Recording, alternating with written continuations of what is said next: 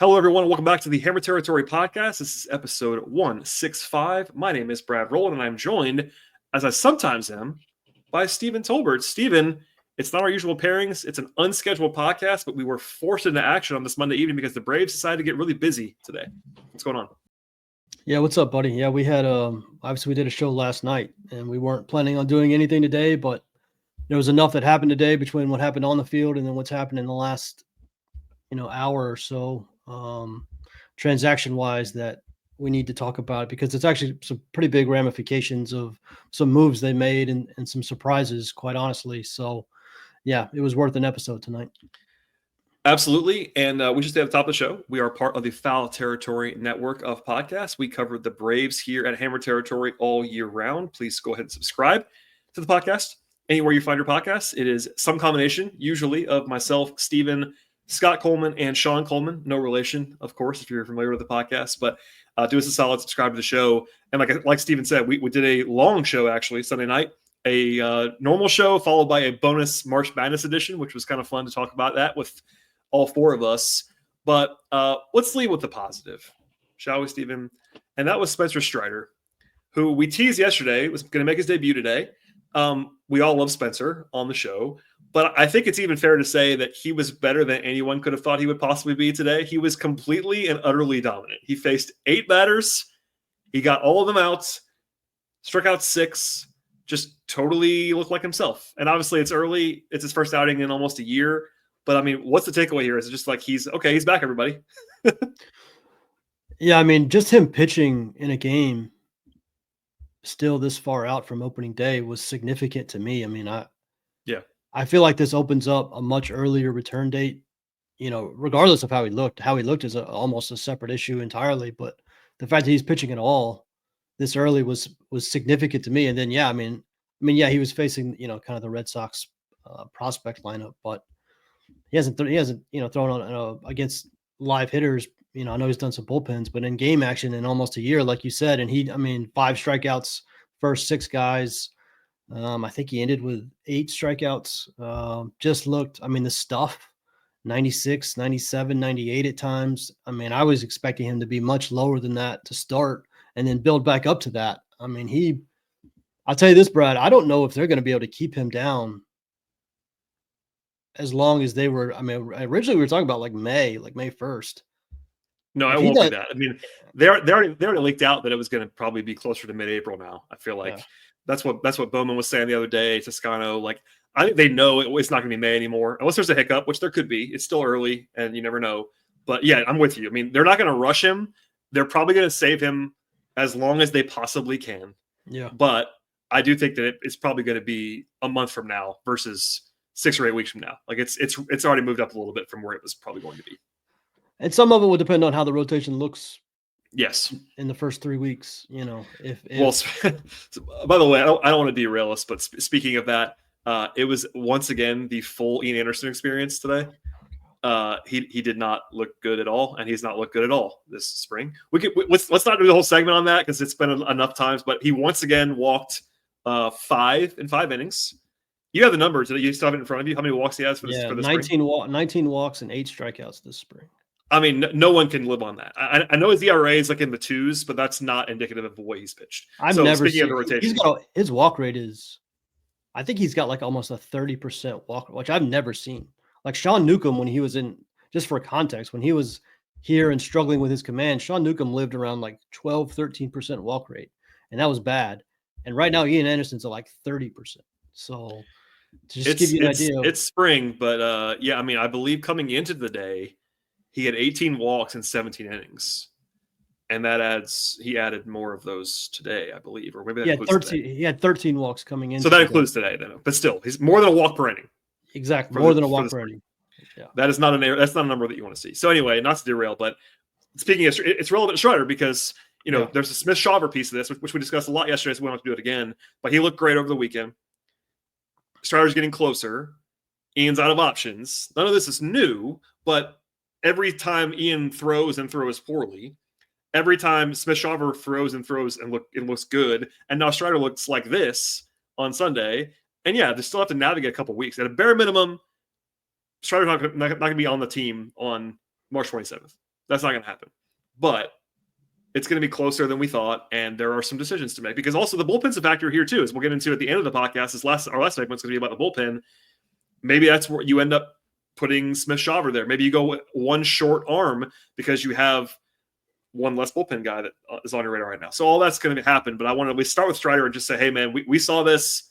It wasn't going to be worth an emergency podcast, but boy, he blew everybody away. Everybody that was there was like, whoa, that's Special Strider in capital letters. And that's obviously fun. Yeah, it was incredible. I mean, it was just so fun to see him out there, to see the 99 just, just smoking people left and right. He's so much fun. I mean, he's pretty good, man. him and Acuna, like what they do to this team's ceiling is absurd. Like if those two dudes are like capital A Acuna and capital S Strider, it's a whole different, like this is a roster that competes with the Dodgers legitimately for like the best roster in baseball. If those two guys are for real, like back to normal, obviously it's one start and he's got to stay healthy and Acuna's got to stay healthy. Both of them have to stay healthy and they've got to perform at the level. But if they do, man, this team's ceiling just goes up through the roof. And yeah, that was incredible. So that was so much fun. I think everybody was watching. Even people at work were not at work. They were watching Strider pitch because I mean, all the Braves Twitter was going crazy, in his 3 innings or whatever. So it was incredible. No, we knew it was going to be that way. That's why we did the show yesterday the way we did. We led with that yesterday. It was like, all right, this is a big deal. He's going to pitch on Monday, must-see TV, and he ended up definitely paying that off. And it's a reminder that, we talked about it a lot last season when he was not there, but this is a starting pitcher that has a career strikeout rate of 13.5 per 9. Like, he struck out 281 guys in 2023 in 186 innings as a starter. That's just – he has ceiling that most guys cannot approach, and that's. I looked it up. He's already in the top 10 on the Braves team in strikeouts this spring, and he's pitched 3 innings. He faced 8 batters, not even 3 innings. So anyway, that was the positive update, first unequivocal positive from Strider. Yeah. Before we get to the bullpen, there was a little bit of a surprising addition, not a shocker by any means, but in a multiple of transactions here, the Braves. Reassigned Sandy Leon and released Kirk Casale and then signed James McCann to a minor league contract. And James McCann, veteran, been around a long time, used to be quite good. Is not that guy anymore, but an 11-year vet, has been with the Orioles recently, he's with the Mets, the White Sox, Tigers, was an all-star at one point. But he's 35 years old now. A bigger name than Casale and Leon, for sure. But interesting just the way that they're doing this. Like, and by the way, they already leaked it out to Toscano that I saw that he's going to Gwinnett. Like, they're not signing McCann to be on the team opening day because he hasn't had a spring training. He's been unsigned. He hasn't been playing baseball you can't just drop in on March 17th and be ready on March 27th. That's not really something that players do. So what do you make of this whole thing? Is it just depth and he's a bigger name that might be a better player than Sandy Leon? I don't know. Yeah. And it's especially not something that catchers can do when you have to get used to the entire pitching staff. Yeah, good point. So, I took it as they're just replacing Kurt Casale with James McCann. I think they want, the idea.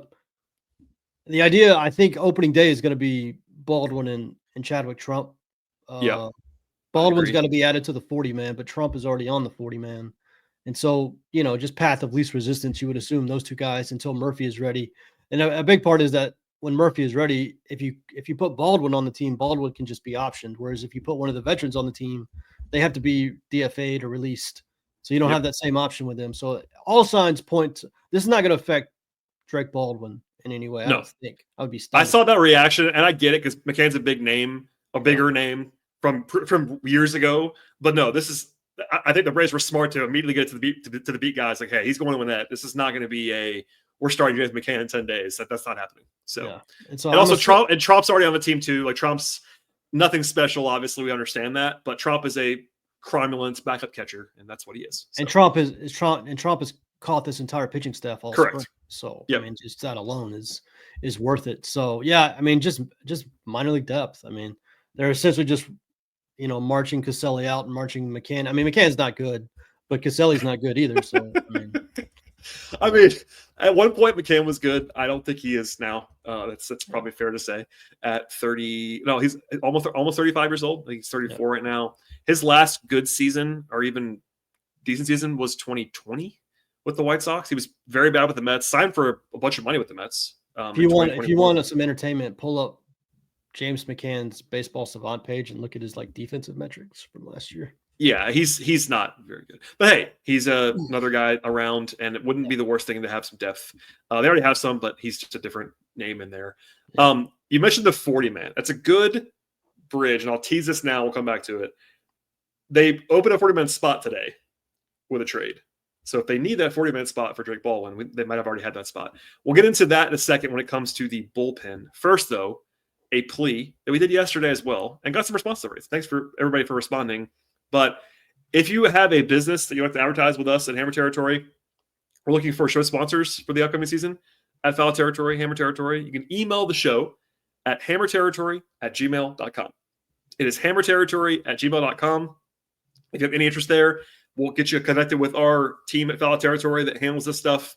It's not our expertise, but we definitely want people. We want to grow the show, and not just with listeners, but also with sponsors, and get people involved. So check that out. And with that said, we'll be back in just 1 second after a word from our partners at Foul Territory. FT fam, if you love ripping packs of cards, there is a modern way to do that now on Arena Club with their slab packs and crats. I know you love ripping slab packs and getting that sweet card that you've always been looking for. Yeah, and you don't have to go through all the other ones, all the Kratz cards that are in there. Bang, you just get the big one, the one that you're just peeking right around the corner when you open that pack, the one you expect to get. Also, Arena Club will make you an instant offer for your card based on its market value. You'll get an instant offer of 90% of the estimated value, so you can accept it on the spot, simple, fast, and risk-free. Use that cash to buy more slab packs, and you can get your cards officially graded by Arena Club. So go check it out right now, FT fam. You can get 20% off your first slab pack or card purchase by going to arenaclub.com/foul and then use the code FOUL. That's arenaclub.com/FOUL, code FOUL for 20% off your first purchase. Get after it, FT fam. All right, Stephen, we teased it already, but the other thing that happened today was a bit of a surprise trade on Monday night. The Braves sent Enoli Perdomo to the Angels, a team that they trade with just all the time. Braves and Angels trading with each other till the end of time. It's basically, from what everyone has reported that I've seen so far, our guy Toscano wrote about this already, they essentially just decided that Perdomo wasn't going to make the team. And because of that, it was basically either put him on waivers and probably lose him, or trade him for something. And they chose that option. It's almost more interesting to talk about what happens now than the actual trade itself. Perdomo was a guy that they carried for a long time. They believed in the talent to some degree, but clearly were not impressed in the spring. I guess 2 questions for you. Were you impressed in the spring? Are you okay with this move? And then also, what happens now with the bullpen? Because he was kind of written in, not ink, but in some deep pencil to be in the bullpen, and he's not going to be there. Yeah, it's a bit ironic because he arguably had his 2 best outings at the spring, his last 2 that he had. And, I was much lower on him at the beginning of spring, where he did not look good at all. For as big a guy as he is, he throws 92, 93, and you're just kind of expecting a little bit more. I think the Braves were expecting more. And obviously they were, because they just traded him. And then, when Jake Diekman got reassigned, those are the 2. So the Braves have 2 lefties in their bullpen right now. They have Dylan Lee and Aaron Bummer. And everybody just assumed that there'd be a third one, because typically your high leverage guys aren't ever used as matchup lefties in the 7th inning or 8th or the 6th inning. You save those guys specifically for high leverage. It's kind of the AJ Minter factor from the last few years, where AJ Minter wasn't even really considered a lefty in the bullpen because he was always used in high leverage. Yep. So typically teams carry a third lefty, and everybody just assumed it was going to be Perdomo or Diekman. And within 24 hours, they reassigned Diekman and they traded Perdomo. So here we are. And so, as this popped an hour ago on Twitter, that's kind of what everybody's been doing, trying to figure out what's going on with the bullpen. They do clear a 40-man spot. And listen, they have some NRIs. They have Hector Neris, De Los Santos. They have to add Drake Baldwin. They're going to have guys at the end of camp that are not currently on the 40 that are going to need to be on the 40. Mm-hmm. So, Perdomo's a spot. Christian Cairo is not going to make the team. He was a Rule 5 pick. He's going to be a spot. Joe Jimenez has not been moved to the 60-day IL yet. He's a spot. So they can. I mean, they'll be able to do it, but it is something that has to be done. Well, like Luke, one more on that. Luke Williams, if he doesn't make the team, Ian Anderson be a DFA. Ian could be one. Yeah, they've got some. Carlos D. Rodriguez is on the 40-man right now. Like they got some guys that can move around. But anyway, plenty of weight to move. That's all notable. But everyone's scrambling now to talk about, all right, who's the 8 that makes the bullpen, right? We did this a little bit yesterday too, but it's even changed since then. We know the deal. There are the 4 absolute locks. Daysbell is the 5th, but he has options, so we won't write him in pen yet. But even though everyone knows he's probably the 5th best guy in some respects. And then you got Enoli De Los Santos, who everyone's gassing up, and the Braves seem to be going to keep, what seems like. Again, seems not definite, seems. And then Hector Neris, who just arrived, but just pitched, and I think they want to probably keep him from what we're hearing right now. That's only 7. And the only other guy that's still has not been reassigned to the minor league camp is Anderson Pilar, who has not looked good. He's a Rule 5, so they're incentivized to give him every chance, but he hasn't looked good. And then there's this wrinkle we talked about a little bit yesterday, but maybe they turn that 8th spot into a 6-man rotation for the first little bit, and they carry Smith-Shawver. That's an option too. So what do you think right now of what they're going to do? Because they could open with 7 relievers. That's a possibility they could do with 6 starters for that first week, because they have 7 games in 7 days to open the season. Well, there's actually another scenario that I've been thinking about the last couple of days, and I think about it every time Ian Anderson pitches, honestly, is I do wonder if they're going to put AJ Smith-Shawver in the rotation as the 5th and put Ian Anderson in the bullpen as like a Josh Tomlin, very low leverage, only comes in when we need to eat 4 innings and the score's already out of hand. By the way, we had talked about this. I like this idea.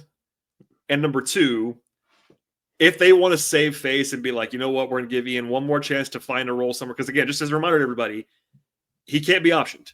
So he's on the team or he is DFA'd. That's it with Ian Anderson, or he's traded, I guess. Or he's on the IL, but yeah. Or he's on the IL with a phantom injury that we don't know about. But I get the ERA, but he's been so bad in the spring. And look, we had Justin on 3 weeks ago, whatever it was. And Justin said, basically, I don't want to put words in his mouth, but he basically said, Ian's going to have to blow up to not be on the team. I think he's kind of blown up.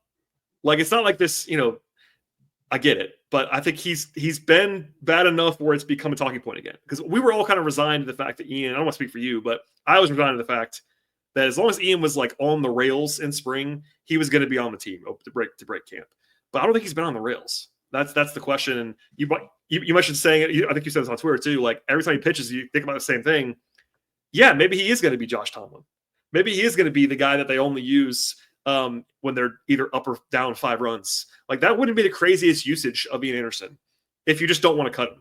Yeah, I mean, that's what Josh Tomlin was. And the Braves carried him for 2 years in that role. And so they valued that role, and it does have they are value. willing to do that. Yeah. Yeah. And so a lot of teams use the 8th man in that bullpen for something like that, for you're up 11-1 or you're down 11-1 and you just want to kill 4 innings of a game. And if you had Holmes, last year they had Grant Holmes, who was better than that, but they had Holmes as if we need 3 innings today, it's going to be Grant Holmes and Jesse Chavez.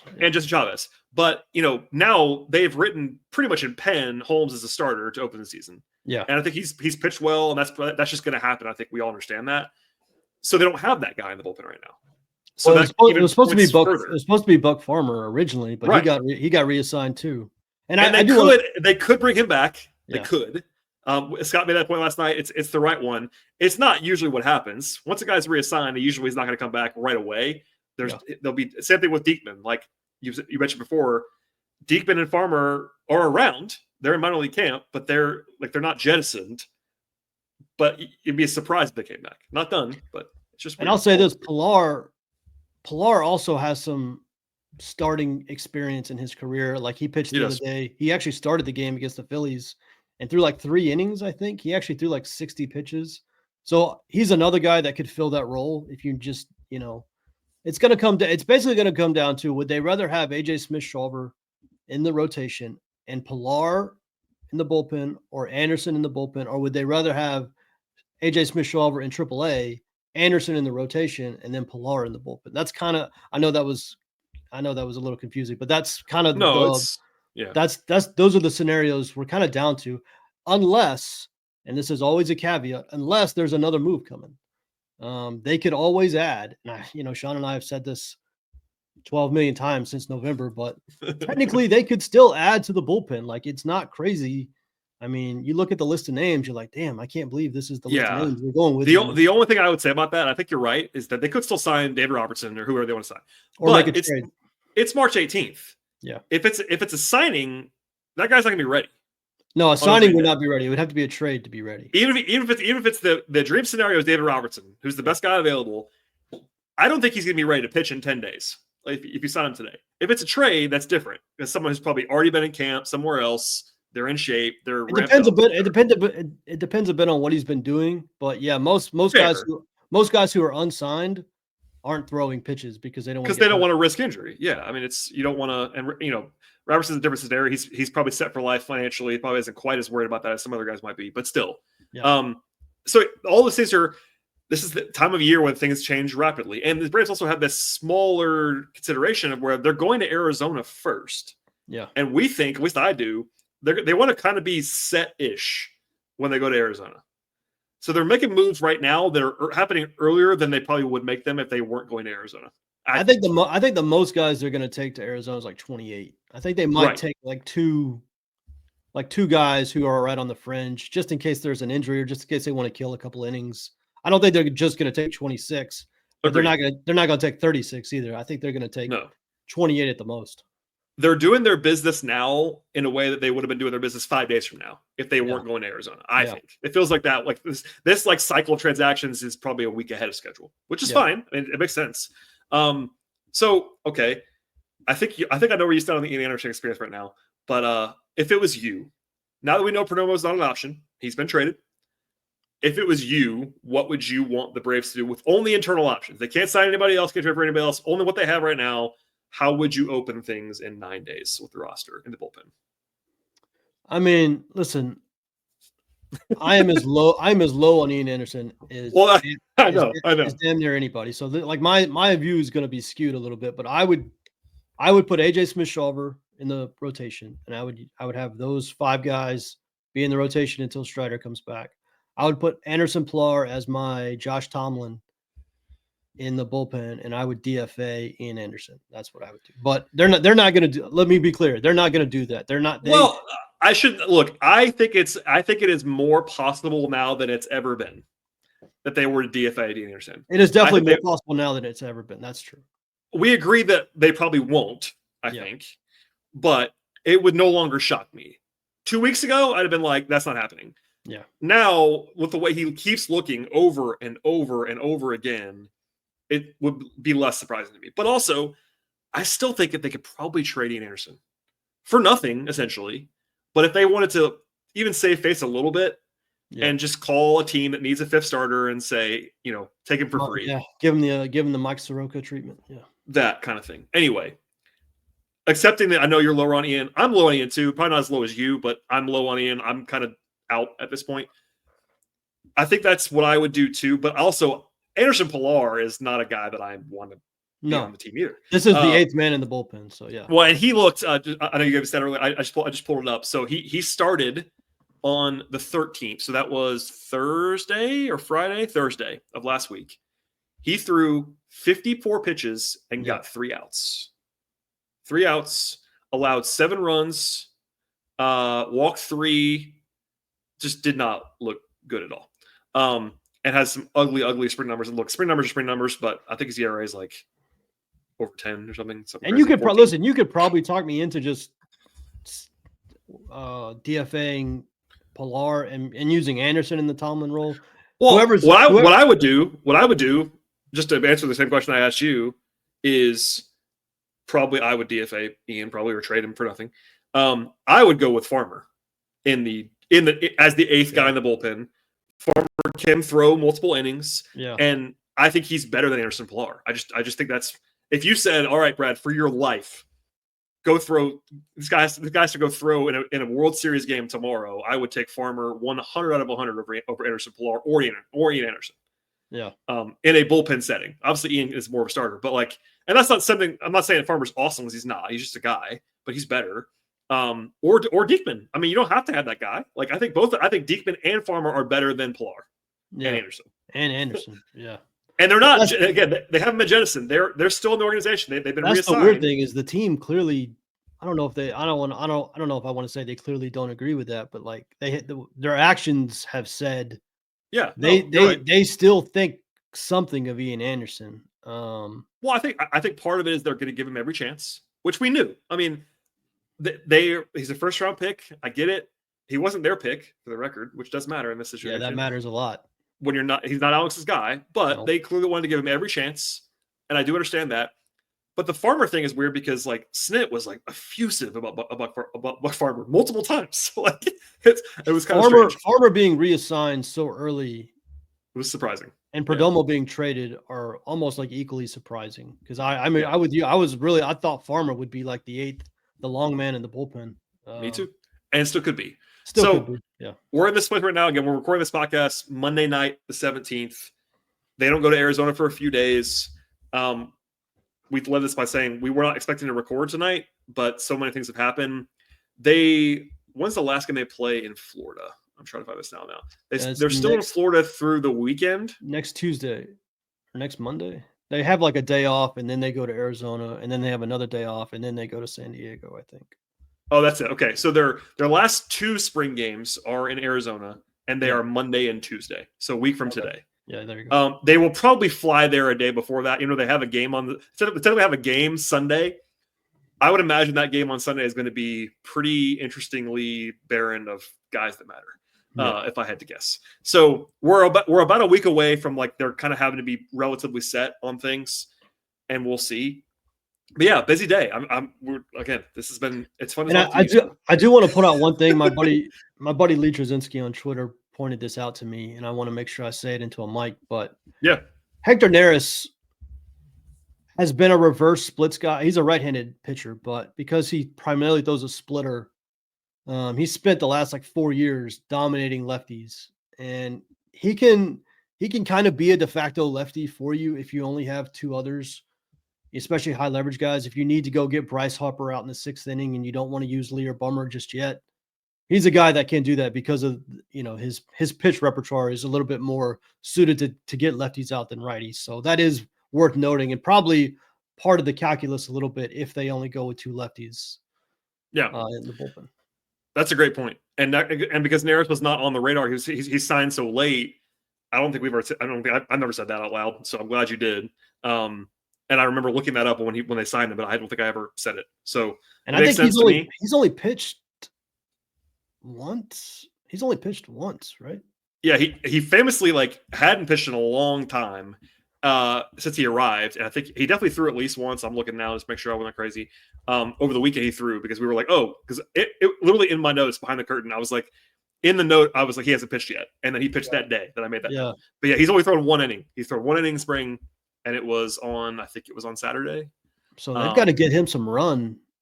Yeah, he's 35 years old. He's not a spring chicken. He's probably got to ramp up a little bit. So yeah, there's a lot of uncertainty still, more than I would have guessed.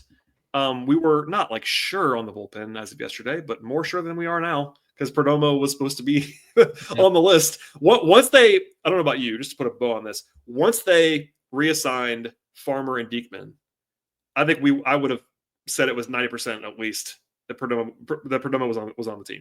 Yeah, and now he's not. So no, and all the beat all the beat writers kind of do their he was on all the projections. He's on all of them. Oh, and listen, we could wake up tomorrow and they trade Ian Anderson for the same reason.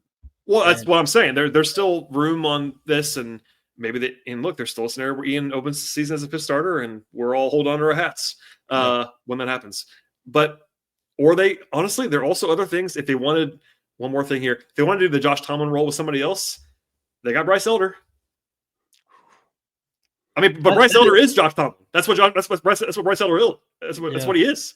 Low strikeout guy, eat innings, like throw strikes in theory. It is wild to me that Ian Anderson has been given this like basically de facto 5th starter job, and like Bryce Elder. I don't know Bryce Elder's name has been mentioned in this role all spring. Only by us and like listing the guys who are starters on the organization. Like he's not been on anybody's. That just shows you how strong, how important not having any options is. I mean, that's not having any options, and also being. I will go to my grave saying this. I do think that Ian being the third overall pick has mattered in this situation. Whether it should or not is up to you. I don't think it should, but this stuff does matter in the world. There's optics involved. There are optics involved. Yeah. So it's hard to be like, all right, we're DFAing the third overall pick, who, by the way, while it was semi-misleading, had great ERAs and playoff success and all that. It's just a hard press release to send out saying we're DFAing Anderson. Yeah. Like, or trading it for nothing even. So especially before you give him like a chance. Yeah. And that's it's a strong incentive organizationally to be like, all right, everybody, you asked for it. Here it is. And see what happens. If he signs somewhere else and then crushes it, you look like, you never even gave him a shot to do it. Whereas with Elder, everybody saw him pitch poorly for a year after. Yes, I know he made the All-Star team. Everyone's seen him. I gave the numbers on a recent podcast. His ERA is over 6 since then. Like it's been really bad, and people have seen that. So everyone's like, all right, that's what he is. Ian never had that. Like he had it in AAA kind of, but no one's watching that other than the sickos. So all right, Stephen, we've done the Ian thing too much already, but we did it again here. Anything else you want to add on this suddenly busy Monday for the Braves? No, they're off tomorrow. By the way, no game tomorrow. Yeah. And there might be 3 more moves tomorrow, and it all changes again. We'll see. Yeah, that's one of the reasons why we were not going to record today, because they don't play tomorrow, and it's like we could have recorded tomorrow night. Nothing would have changed, but here we are. The news dictated a podcast.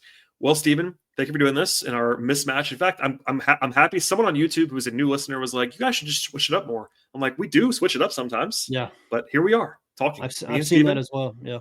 The Coleman and Coleman law firm will do their podcasts, and me and Sean occasionally will talk and do things. So we're not immune, but thank you, Stephen, for being here. People can find you where, if they're new to the podcast, where can they find all of your musings on the Braves? Yeah, B_outliers is the Twitter X handle. Brad and Sean and I all still write over at Battery Power from time to time. No, Scott, you and Sean do. I am retired. Oh, did I say Brad? I meant Scott. You did. It's okay. You two are one and the same to me. I'm still in Slacks though, because Chris Willis is a lifelong. You should throw up a blog just for old times. I have access to the back end. I could write one up, just randomly one up. Maybe my if I ever write again, it'll probably be some like absolute blazing take, and I'll just post it and walk away and never. If they sign Drew Smiley, you should do it. Oh my God! Don't do that to me. I would love it if they signed Drew Smiley. Bring all the veteran guys who no one wanted. That's Jake Odorizzi. I used to defend Jake Odorizzi. I used to defend Drew Smiley. There was some Will Smith defense at one point that worked out okay in the end against all odds, and of course Charlie most recently. So old guys and me. I don't know why that is, but alas. All right, Steve. Thank you for being here as always. You can follow me if you want to, everybody, at BT Rowland. Please follow the podcast on social media at Hammer Territory across Twitter, Facebook, Instagram, Threads. I believe we're on there, et cetera, et cetera. No TikTok yet, but we'll have that at some point. And importantly, please subscribe to the show. We will have more content later this week, no matter what happens. I don't know which combination of us will be talking about baseball, but it'll be there. So please subscribe, tell your friends, and we'll see you all next time.